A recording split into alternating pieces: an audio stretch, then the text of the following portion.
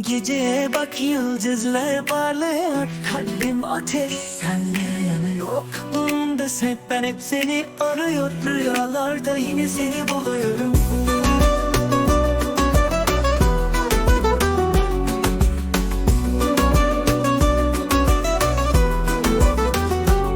Naz edelim sahilde sabaha dek, senle olmak çok başka biri. Gözlerinde kaybolmak ne güzel, aşkın tadı bu işte özel. Yıldızlar altında senle ben, duy sesimi aşkım, sır gibi gizem. Gece bitmiyor, bu rüya gerçek, aşkımız sonsuza dek sürecek. Yıldızlar altında senle ben, duy sesimi aşkım, sır gibi gizem. Gece bitmiyor, bu rüya gerçek, aşkımız sonsuza dek sürecek.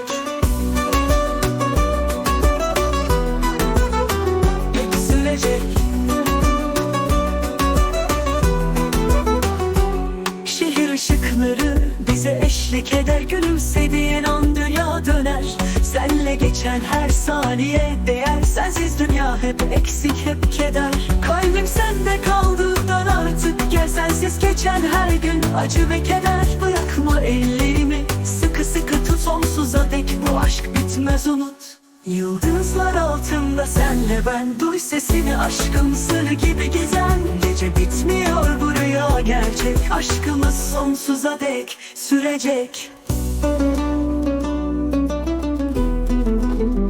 Dek sürecek.